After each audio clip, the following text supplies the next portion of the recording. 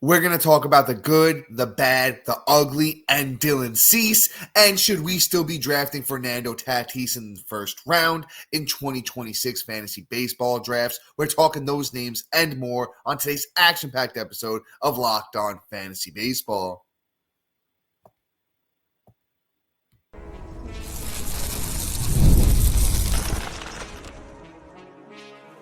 You are Locked On Fantasy Baseball, your daily fantasy baseball podcast. Part of the Locked On Podcast Network, your team every day. Hello, fantasy baseball fanatics, and welcome to the Locked On Fantasy Baseball podcast, brought to you by the Locked On Podcast Network, your team every day. I'm your host, Dominick Martino, riding solo today, as you can see if you're watching on YouTube. And if you are watching on YouTube and you haven't already, hit that little bell below. It's going to subscribe to the channel and give you a notification every time we drop a new episode. Or if you're listening on the audio side of things on a platform like Apple or Spotify that allows 5-star ratings and reviews, we would truly appreciate it if you do that for us as well. And today's episode is brought to you by Game Time. Download the Game Time app, create an account, and use the code LOCKEDONMLB for $20 off your first purchase. Today, we got the Padres on the docket. Fernando Tatis Jr., very good year, but hey, listen, is he still elite for fantasy baseball purposes? Manny Machado, kind of almost the same mantra, very good year, getting a little bit older. Where should we be drafting him? Do we buy Jackson Merrill? Great rookie year. Last year, a little bit disappointing, did deal with injury though. Like I said, the good, the bad, the ugly, and Dylan Cease, and boy, oh boy, was it an ugly 25 for Cease. Can he rebound in 2026? Michael King and Nick Pivetta, great pitchers. Michael King might be in a new place come 2026.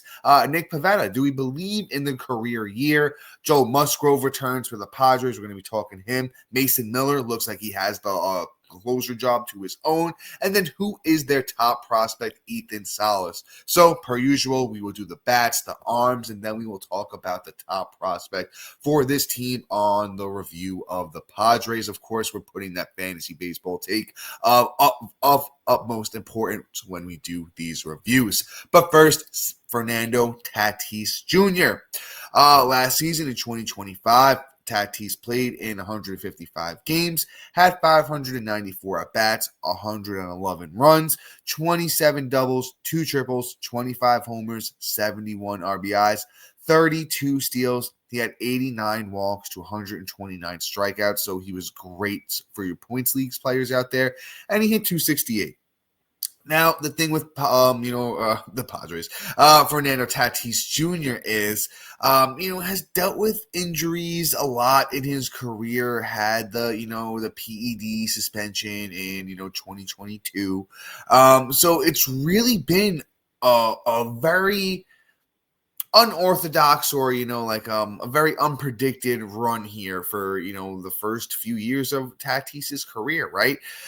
Got that little 84 game sample size in 2019 and was absolutely monstrous. In 2020 we had the shortened season, so it was very small sample size from Tatis.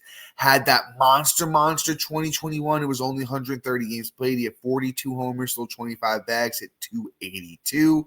Then the 2022 came with the PED suspension. 2023 and injuries. Don't forget, he fell off that motorcycle, got hurt, had problems with the wrist, had problems with a bunch of different other injuries as well.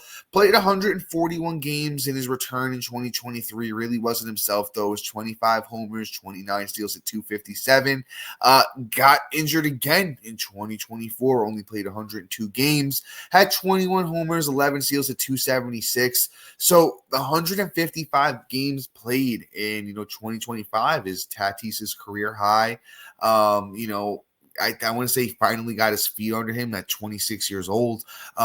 Maybe he's got his head a little bit straight at this point in his career too. We haven't heard about Tatis getting in much trouble off the field. So, obviously stuff like that will affect your performance, believe it or not. He got in a lot of trouble, was under the spotlight for a while. And like I said, he's become, I think, more of a better person, more of an adult, more of a student of the game. And I think there's room for a little bit of growth here when, you talk about a guy like Tatis, who did take a great step in the right direction when you're talking about walks to strikeouts, 89 walks to 129 strikeouts, best walk to strikeout ratio of Tatis's career. all of the underlying stuff is really pointing in the right direction for Tatis, right? Talking about X batting average is a 283. X batting average is on underlying stat, kind of predicts where the batting average should be rather than where it is. So, you're talking about there could be room for improvement in the batting average. Pretty much every power category is talking about Tatis has elite power. Average exit velocity, 95th percentile, sits at 93.3. On that statistic, barrels the ball really well. His hard hit percentage sits at 52%, 93rd percentile with that one. Bat speed is 77th percentile. He, obviously walks really well. The sprint speed for Tatis is 83rd percentile.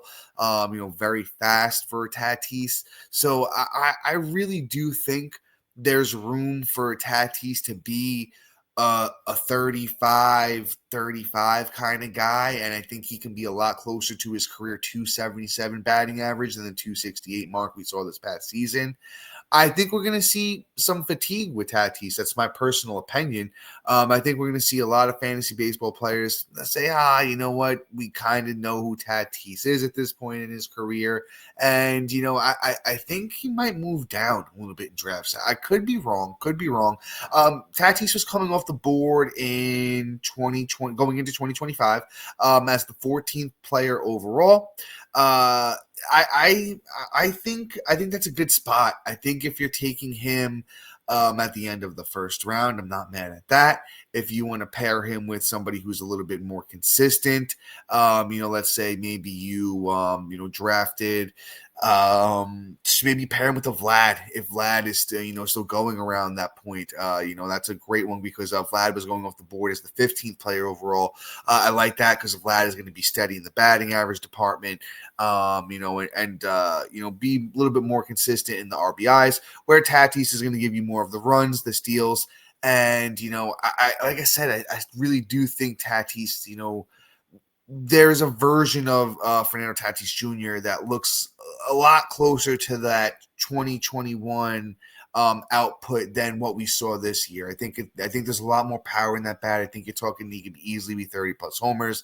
The steals numbers legit. I talked about how he's in the 83rd percentile sprint speed, so he could do that easily. The underlying stuff believes in the batting average going up. So I don't think there's any reason not to believe Tatis, can take this game, to another level, especially with the power. So I'll have some shares of Tatis in 2025. I'll have some shares of Tatis in 2026. I think you guys should take him with confidence at the end of the first round in your drafts come the time. Let's keep things pushing here, though. Let's talk about another superstar in this team. Let's talk about Manny Machado. I know up top I said he's getting older, and there was definitely a point in time a few years back where we were questioning if Manny Machado was still going to be, relevant in fantasy baseball, And listen, Manny Machado has proven to us the last 2 years, hey, listen, I'm still here. I'm still going to be really good for your fantasy baseball teams. And I don't think much is going to change for 2026, right? Machado this past season played in 159 games, had 615 at-bats, 91 runs, 33 doubles, 27 bombs, 95 RBIs, 14 steals. He had 55 walks to 131 strikeouts, and he hit 275. Very similar production from Machado the last 2 seasons. So I kind of just want to smush them together and we'll take the average of that. And I'm going to be honest with you. That's what I would expect the baseline to be for Machado. You know what? My computer's not working with me. We're going to do this by eye. So we're going to average this out to about 85 runs, 28 bombs, about 100 RBIs, and a 275 batting average from Machado. And that's about as steady as it gets. And then even he had the down year in 2023 that I was talking about where he had 258. Had a down year in 2019 where he had 256, Machado. But every other year from his whole career, he's had a really good batting average. The power's been, like 30-ish home runs, since he's left Baltimore and, has gotten a little bit older. We could clock him for about 30 home runs. Machado has had at least 91 RBIs every season since 2021. He's had at least 75 runs every year since 2021.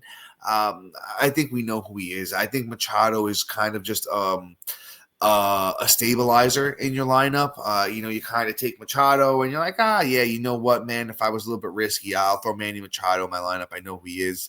Machado was coming off the board last year as the 6th third baseman. That would have been pick 33 overall.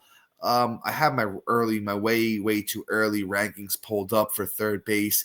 I have Manny Machado 4th at third base now, moved up a little bit, pushed him over Austin Riley. Him and Jazz is a great debate versus stability versus consistency. Upside versus consistency. Because obviously Jazz Chisholm has the great upside, but Manny Machado has just been so consistent over the past few years. So Manny Machado is somebody I'm going to, once again, just kind of take with confidence in 2026, especially if I've been a little bit risky earlier on with my picks. But before we get into what we're doing with Jackson Merrill and we talk Dylan Cease, Michael King, this great pitching staff over there in San Diego, and we talk about who's Ethan Salas, this top prospect for this team, those names and more coming up next.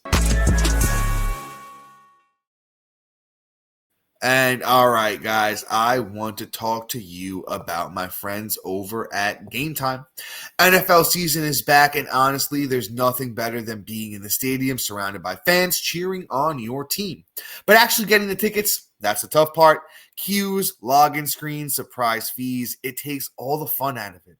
That's why I like to use Game Time, the app that gives the advantage back to the fans. Game Time is fast, easy, and backed by the Game Time guarantee. You'll always get 100% authentic tickets delivered on time and at the best price. Plus, all the fees are included, so the price you see is the price you pay. The app makes it super simple. You could see, the exact view from the seat you'll be sitting in before you buy it. Fees are included, so you'll know your total up front with no surprise fees come checkout time. And guys, I was just on the app before I started recording, and I saw some great deals. I'm talking about your favorite NFL games as low as $100, and that's like unbeatable. I love the zone deals too. You pick the section, Game Time picks the seats, and you save big. Honestly, it's faster, cheaper, and less stressful than any other way I've ever bought tickets. Download the Game Time app, create an account, and use the code LOCKEDONMLB for $20 off your first purchase. Terms apply. Again, that promo code is going to be LOCKEDONMLB for $20 off. Swipe, tap, ticket, go. Download Game Time today.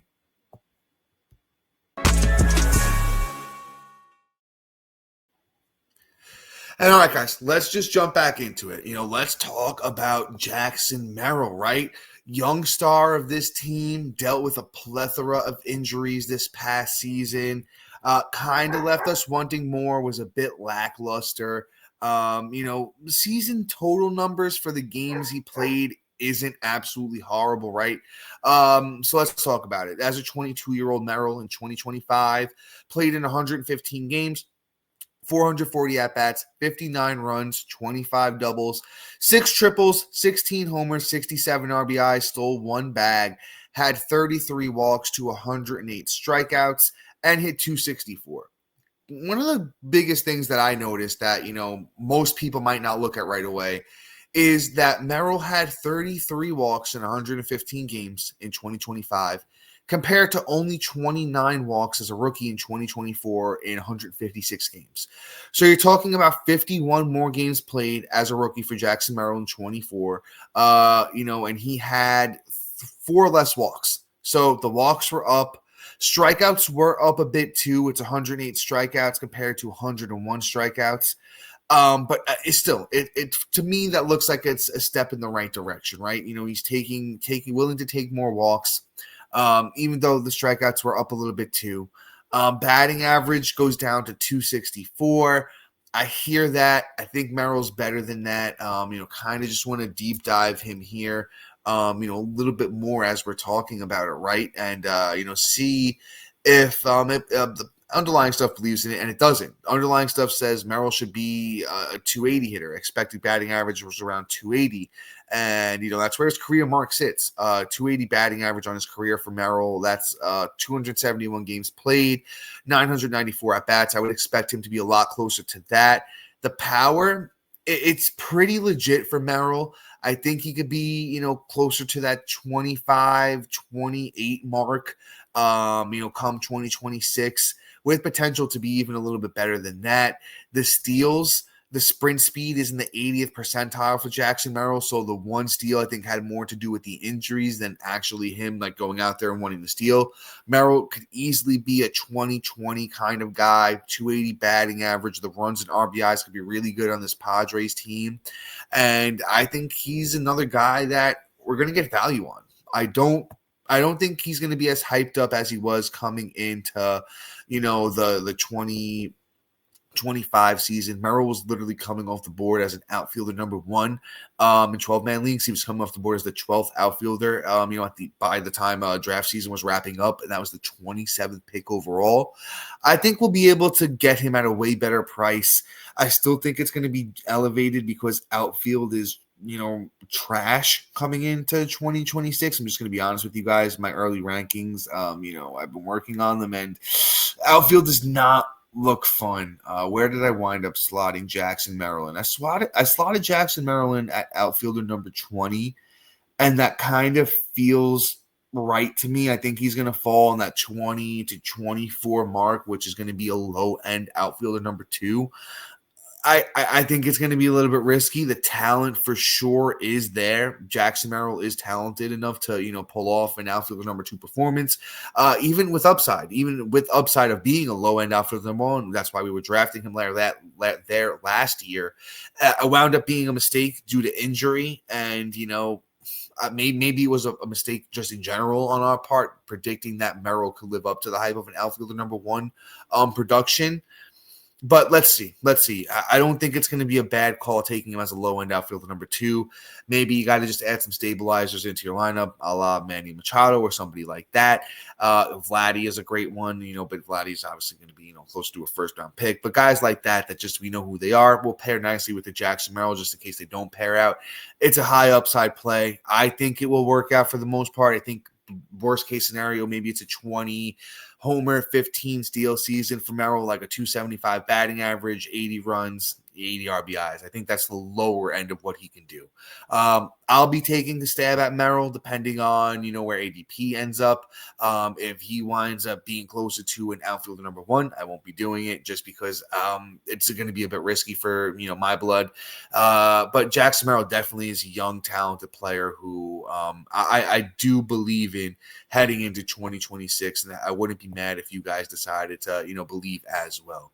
Let's get into the pitching, though. Let's talk about it. Dylan Cease, man. Oh, it was bad. It was bad for Dylan Cease this past year, man. Had high hopes for him personally. Was a little bit lower than, consensus on him, but still, wound up with him in a spot or 2 just because he wound up falling.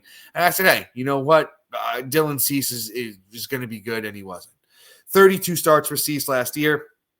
8 wins, 12 losses, 4.55 ERA, 168 innings pitched, 215 strikeouts, and it was a 1.32 whip. I thought the Padres had helped Cease take that step and, get back to, a kind of like Studley 2022 version of Cease that we had seen, at least where he could suppress runs a little bit better, better control, still have elite strikeouts. Thought he could be more of that guy than the guy he was this past year. Now, Cease is a free agent. Don't know if he'll be back with the Padres in 2026. So it's going to be interesting to see how this works out for Dylan Cease, right? I think it's going to be a landing spot thing. I think it's going to be, if he lands on a good team, good ballpark, not the Rockies or, a team that pitches in a bad park, maybe there's a chance we buy back in. Wow, Cease wound up being SP10. he wound up being the SP10 come the draft season in 2025. That was pick 42. I got him in a home league a lot later than that. I played in one of my home leagues. I got him as like my SP like 4. It was like just crazy how far he fell. I want to see if I threw Cease into my early 2026 rankings. I got him at 45. I feel like that's high. I just think pitching and outfield, man. Pitching and outfield is not going to be fun to draft come 2026. There are positions where you have to have a lot of those players that are eligible at those positions, and it just doesn't seem like it's going to be a lot of fun. I don't think I'm going to have much Cease come 2026 just because of stuff like that. Just because I don't think he's going to be worth the price. I don't think you're going to get the ROP. But then again, we'll kind of see where the cookie crumbles with Dylan Cease. Before we move on and we talk about Michael King, Nick Pivetta, what do we think? Do we think Joe Musgrove rebounds from missing a whole season of 2025? We talk about Mason Miller, and then who is their top prospect in Ethan Salas. Those names coming up next.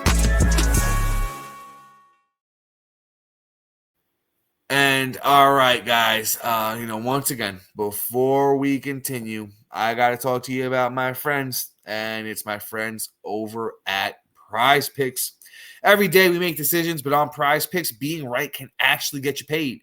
Don't miss the excitement of this football season with Prize Picks, where it's good to be right. Playing Prize Picks is such a fun, simple way to add more excitement to football.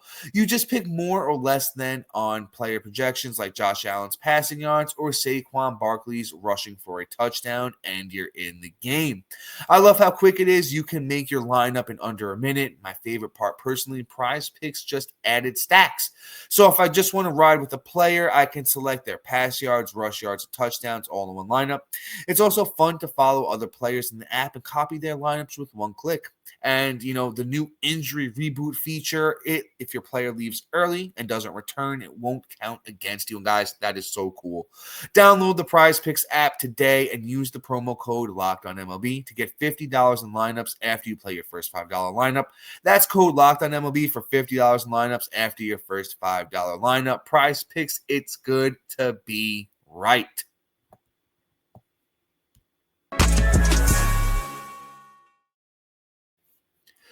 All right, guys, and once again, let's keep pushing here. We did Dylan Cease. Let's do Michael King.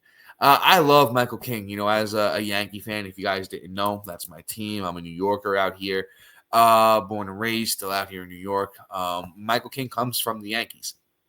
Went over to the Padres in 2024, had a really monster season, had a very good year going this year too, dealt with injury, only 15 starts for King on the year, 3.44 ERA, 73 innings pitched, 76 strikeouts, a 1.20 whip. So King, the control always has been an issue, even in the good year in 24. He had a 1.19 whip, which is a little bit high for, you're talking about a guy with a sub-3 ERA and well over that K per 9. I think King can continue to be, dominant, in 2026. He will be 31 years old, though. He's actually getting a little bit older. When I saw that, I'm like, damn, I'm getting old, because I didn't realize Michael King was already 31. Some of the underlying stuff doesn't look great for Michael King. I want to say that a lot of it is due to injury, because if you just go back to 2024, a lot of the underlying stuff does look pretty good for King. Going into 26, it's going to be tough. I also do want to say, I want to double check myself here, but I do think Michael King is also a free agent. So let's see if he winds up back with the Padres. I think they're going to have to re-sign, either King or Cease. I don't think they're going to want to go without both of them. So I'm going to predict that King winds up staying put, which is good. Because he's kind of found a home there. He's coming off the board as SP14. Going into 2025, I have a feeling he won't be as highly drafted. I won't rank him that high. I think he's going to be more, around a low-end SP2. And I'm just checking my rankings real quick. My way too early 2026 rankings. Yep, I have Michael King as SP23. I can see that moving down potentially 2 spots. So King is going to be, for me anyway, a high-end SP3, low-end SP2. The problem being, as I said, I know he's good at suppressing runs. I know that ERA is going to be low. I know he'll be over that K per 9. The whip is the one thing that always scares me away a little bit with King. The whip the last 3 years went from 114 to 119 to 120. So I do think that might be a little bit of an issue for King. And then obviously the health is another thing for King. Career high 173 innings pitched in 2024. Besides that, it's only 104 in 2023, the 73 last year in 2025. So if King is going closer to that low end SP1, high end SP2 range, I'll be out on him come draft days in 2026. Let's talk about Nick Pivetta. Nick Pivetta, career season, rather, is how we say that. Last year, coming over to the Padres, had been with Boston previously and the Phillies. And, I will say this, San Diego's good with pitching. They do a good job over there. They know what they're doing. They know how to unlock something in pitchers. They did it with Dylan Cease for a year. I just don't want the same thing that happened with Nick Pivetta that happened with Dylan Cease, right? We see 31 starts, 2.87 ERA, 181 innings pitched, 190 strikeouts, and an 0.98 whip. I didn't even realize the whip was that good from Pivetta, right? I still think he'll be good. I think he'll probably be heavily overdrafted coming into 2026, and that's where we're going to lose it, and we're not going to get much value. I do think fantasy baseball players have gotten smarter over the years. I want to say if this was like 10 years ago, Nick Pivetta would be ranked as like an SP1 range almost. I think we're smarter than that. I think we're better than that. I think Pivetta will be ranked below Michael King, where I have at 23, 24 is where I said I had King. Let's see if I put Pivetta in here. If I didn't, I should have, because I would definitely rank him over Dylan Cease. So let's just say this. Let's say I can see Pivetta slotting in like around like 37, 38 for me, potentially. When we're talking about SP, I just don't. It will be more of a respect ranking for what he did this past year than me actually wanting to be taking him there as, what would that be, like SP3, SP4. Maybe I could see that's an SP4 and 12 man, because I still think Pivetta could have over that K per 9 with a pretty good whip. The ERA is always the one thing that scares me off. The underlying stuff, though, it did say that Pivetta was due for a 3.49, FIP, which is fielding independent pitching, ERA indicator. It's kind of like xERA. But just uses different statistics to get there to predict it. So I still think, even if it's a 3.55 ERA for Pivetta with, over K per 9 and like a 1.12 whip, it's still pretty good starting pitcher. Let's just see where he winds up, right? Now, this next one, interesting. Joe Musgrove. I don't know. I really don't know what's going to happen here. We haven't seen Musgrove pitch since, 2024, and, he's going to be 33 years old. I think this is going to be a nice little fun dart throw at the end of drafts. I hope Musgrove doesn't get pushed up too much. I think there's a world where, Musgrove is really, really good in spring training, and everyone's like, oh, let's, remember Joe Musgrove. Remember how Brandon Woodruff came back and he was pretty good. I can see that happening. I hope it doesn't. Musgrove, last time we saw him, wasn't great, though. It was a 3.88 ERA in 2024 over 19 starts, 99 innings pitched, 101 strikeouts, and a 1.17 whip. So Musgrove is already starting to go in the wrong way. He is under contract here. He will be with San Diego this season, as long as the health is, permitting. Like I said, might be a fun little dart throw at the end of drafts, SP 6, 7, 8, probably around there. Is where I'd be thinking about Musgrove. But then again, it's just going to be more of a fun little, like, hey, maybe there's something left in the tank. And we'll see. I don't think it should be any more than that, though. I wouldn't really do too much more than that with Joe Musgrove. Mason Miller. Mason Miller is, I think, going to stand uncontested as the closer for, the San Diego Padres come 2026. I do not think Robert Suarez is not under contract. I don't foresee the Padres re-signing him. I think Mason Miller should be looked at as potentially the number one closer in fantasy baseball. He's got the stuff to do it. I think a lot of what, kind of happened, last year with Mason Miller, even though he was really fantastic. Let's talk about this. Let's just talk about his numbers with the Padres, right?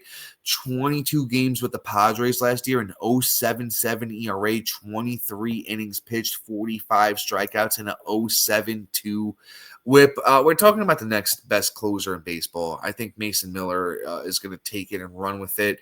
If you want to take him as the number one closer, by all means, you should do it. Last year, the number one closer was Emmanuel Clase. Dealt with his own thing, but that's not why I'm bringing him up. But he was going off the board as around pick 46. In your home leagues, I don't think closers should ever be drafted that high. I think it's stupid. In industry kind of leagues or, big time money leagues or specific formats, I could see it and understand it. But for most cases, for most people who are listening to this that don't play super, super competitive fantasy baseball, that just might be playing a home league or, something that worth a little bit less money.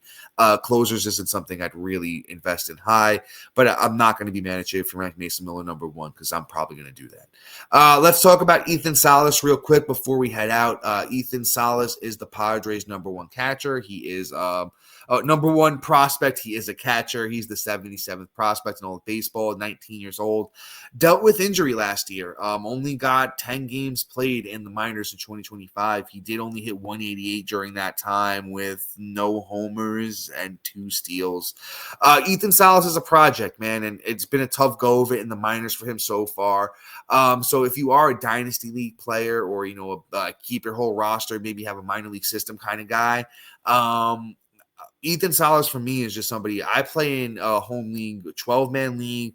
Everybody has 10 minor league players. I had Ethan Salas.